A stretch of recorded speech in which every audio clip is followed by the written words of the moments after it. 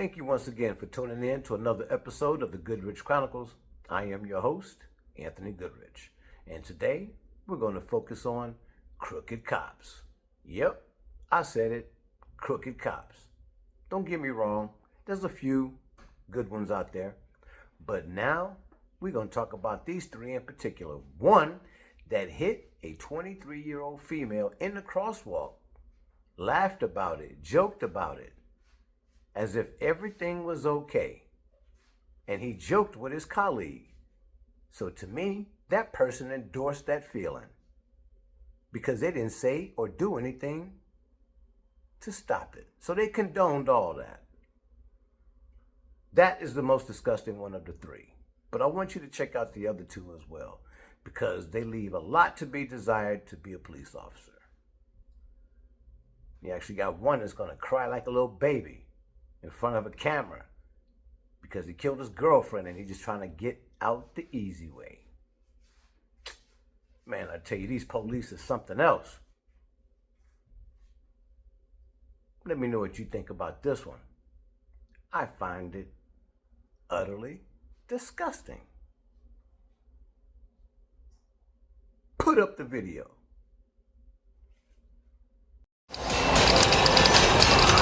This cop just ran over an innocent civilian, killing her instantly. And here's his coworker trying to justify his actions. That's not reckless for a trained driver, but she is dead. She was 26 anyway. She had limited value. But this is just one of 4 shocking examples when cops get exposed on camera. Just like the time this deputy was caught up in the deadly shooting of his own girlfriend. I should have not allowed this to happen. I don't know how this happened. Or when this officer killed a family dog. Well, he's out the gate. Hey, bud. Hey. Come on. Get back. Get down. Why would you do that? But let's get back to Daniel Ouderer, the officer laughing and joking about the death of a 23-year-old graduate student killed by police. The footage released by police shows she was struck by a cruiser speeding nearly 70 miles per hour while responding to a high-priority call. He says, well, normally we don't give voluntary statements. And said, hey, you're going to have to decide if you wanted to give a statement or not, but it does not seem like there's a criminal investigation going on. He's going 50. That's not out of control. That's not reckless for a trained driver. He said she was in a crosswalk. There's a witness that says, no, she wasn't. But that witness could be different because I don't think she was thrown 40 feet either. The accident was ruled nothing more than an accident, but the officer involved must go through a drug test, and that test was conducted by his colleague, Officer Ouderer. However, a day later, when this footage was uncovered by a Seattle Police Department employee, he was caught making some deeply disturbing comments about the case. I think she went up on the hood, hit the windshield, then when he hit the brakes, flew off the car. But she is dead. No, it's a regular person. Yeah, just write a check. Yeah, $11,000. She was 26 anyway. She had limited value. His words weren't just insensitive, they were inhumane. And when confronted, Officer Ouderer tried to defend his comments, saying that they were intended to mock the lawyers who'd been involved in the case. But he was still fired from the police department. He later said in a $20 million claim against the city that he was wrongfully terminated. And unfortunately, some officers do far worse than making disturbing comments. One of the most horrifying cases is this predator cop, with more charges than the age of his victims. Can I ask, is this something I should have lawyers on? It all began when police received 2 separate tips about a man engaging in sex acts involving 3 alleged victims. But as the case unfolded, the evidence pointed in a shocking direction at one of their colleagues, Officer Jalen Fleer, a man with a pregnant wife, a new home, and a seemingly perfect life that's about to collapse. For 2 months, investigators stayed on his trail, quietly building their case, while Fleer had no idea he was being watched. Then, once they had enough evidence, they brought him in for questioning. Nationwide is so much more than a great insurance company. They're one of America's largest financial services companies. Like how I'm more than just Peyton Manning. I'm also motivating Manning. When I say insurance, you say financial services. Once they had enough evidence, they brought him in for questioning. Am I able to ask what this is about? Yeah, so we're looking into some allegations that were made. It started with a Crime Stopper report, so we're just kind of going from there. We did receive a picture. We looked into it. It looked similar to you, so I don't know if you can take a look at the picture and just tell me if you've seen this picture before. As soon as the detective mentioned the word allegations, Fleer froze and suddenly became attentive. He looked tense and uneasy, desperate to know what they'd found and how much trouble he was really in. Yeah, that's definitely me with the gross one. So this picture right here, how old were you when it was taken? 20. That makes it very easy. This photo came up in connection with some allegations about you communicating with a younger female on Snapchat. Can I ask, is this something I should have lawyers on? At this point, Fleer's worst nightmare was starting to come true. He knew there was no way the detectives could have gotten that photo unless they already had all the chat logs, and now they were just trying to confirm if it was really him behind the account. So this photo was sent within the last 3 weeks. Have you sent this photo? No, definitely not. It wasn't me. Not to anyone within the last 3 weeks? Okay. And you've only shared it with a select few people? Yeah, it was a long time ago, so. So I want to make sure to get all the people you have shared it with just to make sure they wouldn't try to send it. You don't know who I might be able to connect with this photo as far as On that one? Oh, that was a long time ago. It was either your wife or whoever the other person you might have shared it with that might have shared the photo again. My question is... I doubt my wife would have did that. Yeah. We've been together and stuff for so long. It was a bad breakup with my ex, but she wouldn't have saved something like that either. As Fleer kept denying any connection to the allegations and photo, the evidence just didn't add up. The account that shared it used the username J178211. 17 was his college baseball number, 82 was his high school jersey, and 2011 was the year he graduated. So if that account wasn't his, then whoever made it sure knew a lot about him. And as the interrogation went on, Fleer made one big mistake. Have you ever shared any images of your penis with anyone? Yeah. How many times would you say you've done that? A lot. I mean, there's nothing wrong with this photo, right? It's just No, you. I agree. I don't know how it would get in the hands of a younger person. There were also some conversations that were exchanged between you and this person. Me? Mm-hmm. Okay. I didn't talk to anybody younger, though. Not on Snapchat? No. Not recently? Not recently, no. When asked if he'd talked to a minor on Snapchat, Fleer said not recently, unknowingly admitting to the crime. And knowing the two worst things you can be in prison are a cop or a predator, Fleer quickly asked for a lawyer, as he wasn't about to spend a single minute in a cell. Those I went to a pictures. lawyer, because this is kind of, I'm uncomfortable with this. This is weird. Of course, like, you definitely have the ability to do that, and of course, you know, this is completely voluntary. I just don't want to get caught up on something. I fully understand. Soon after Fleer asked for a lawyer, bringing the interrogation to an end, he was quickly served with a search warrant for his phone, car, and home, uncovering a mountain of incriminating evidence linking him to the crimes. Investigators later discovered that Officer Fleer had contacted 41 young girls, some as young as 9 years old. He was immediately placed on leave, had his duties restricted, and was eventually terminated from his position. In May 2021, Fleer pleaded guilty to 20 felony and misdemeanor charges related to acts with minors and attempts to meet minors for purposes. A month later, he was sentenced to 12 years in state prison. However, the next evil cop actually got away with doing something unforgivable. You will not do that. You think I come here? The Barrios family was enjoying a peaceful morning until the officer came knocking at their door. A child had earlier reported being chased by a dog and a man with a gun. So, when Officer Carl Lampkin showed up to look into it, it seemed like a simple investigation until it turned into murder.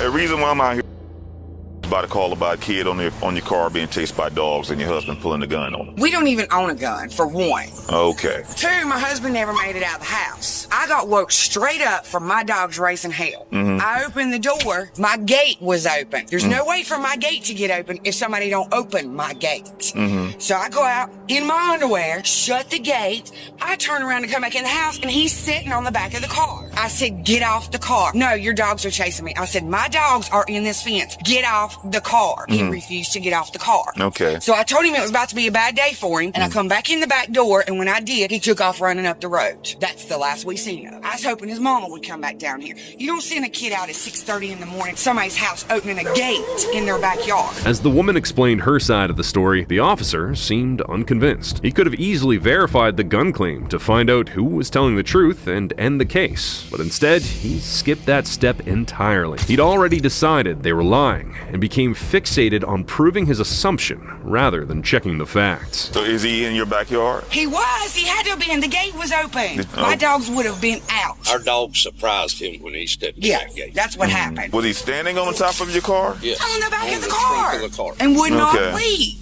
Was his mother on the phone at any time? I don't know. He got down and ran, and that's all we know is he ran around that. And where were your dogs? That road. In the backyard. Did your dogs ever come outside? No. You can go back there. I'll go open it right now, and they will not come out of that fence on you. Okay. Well, let me see him. When they mentioned that their dog never steps out of the gate, he decided to test the claim. Well, he's out the gate. Hey, bud. Hey. Come on. Get back. Get down. Why would you do that? Well, your dog bitten me. Oh my God! You really just shot my dog! Even after killing the dog, the officer showed no remorse. Instead, he tried to justify his actions by claiming self-defense. But when the victim's son came out, furious and demanding answers, the officer only made things worse, pulling his gun on the boy and telling the mother to let him loose. At that moment, it was clear the son could be next if she didn't calm him down.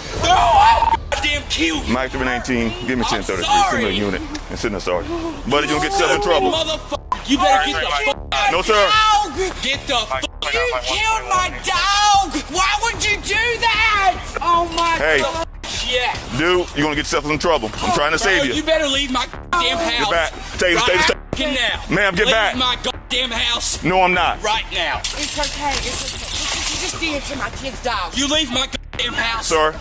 I'm trying to save you. As the son's reaction to tragically losing his best friend continued, the officer only tried to tase him, a restraint he could have easily used on the dog earlier, clearly showing that the shooting wasn't necessary, but intentional. And even after that, the officer still wasn't done traumatizing the family. Your son's gonna be arrested. Did your dog have rabies shots? Oh, yeah. You got the paperwork? Oh, they do. I know it's stressful. It is. Sir, I know it's stressful, but your son's gonna get himself in a bunch of trouble. I don't care how hot his head is, he's crossing the line. You crossed the line when you shot the No, you probably crossed the line when you put the gun on the kid and ran him down the street. I didn't pull no gun. I ain't got no gun. Despite all the trauma he'd already caused, the officer kept trying to shift the blame. And then, when his colleague arrived, they arrested the boy for his reaction and called it assaulting a police officer. But when the Jacksonville Sheriff's Office reviewed the case, they ruled that the officer's actions were within departmental guidelines, after it was confirmed that the dog had bitten his finger. Unsatisfied with the verdict, Mrs. Barrios filed a lawsuit against Officer Lampkin and the Jacksonville Sheriff's Office in December 2024, citing a violation of civil rights. The case is still ongoing to this day, with Officer Lampkin continuing to keep his job.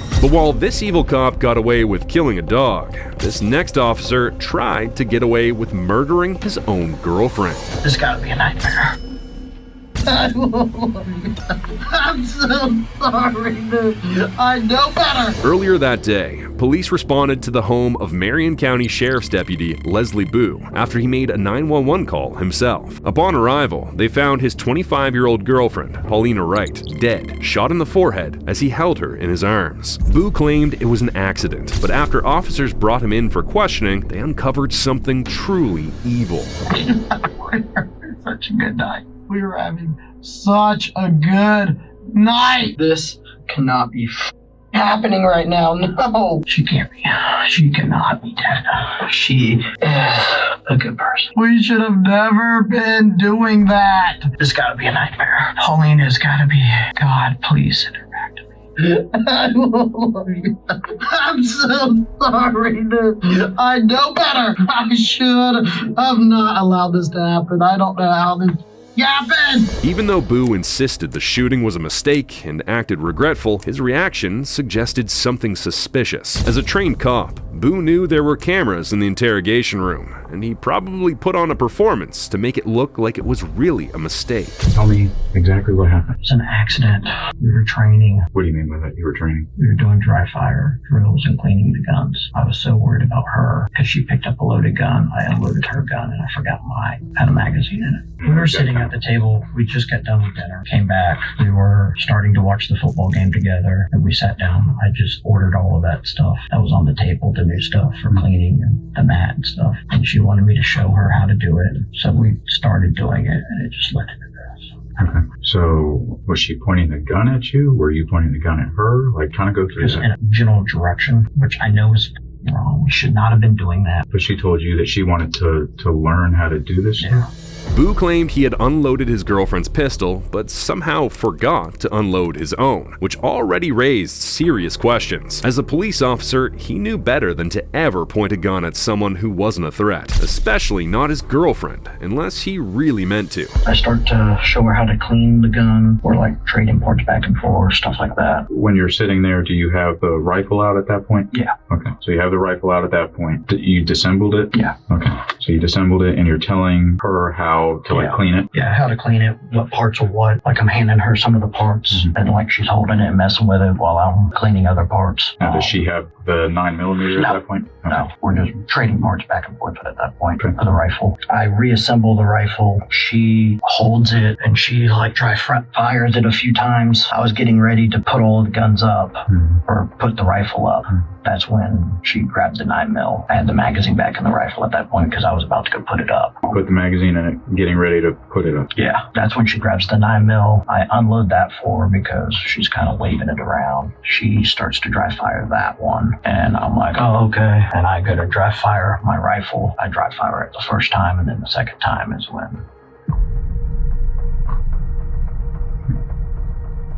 One time before that, and then the second time is when it went off? Yeah. Have you guys done this before in the past? Okay. It sounds bad, but after we go to dinner and have a few drinks, I get sloppy, I guess. I should not have been allowing that to happen. How much did you have to drink tonight? Just 3 margaritas.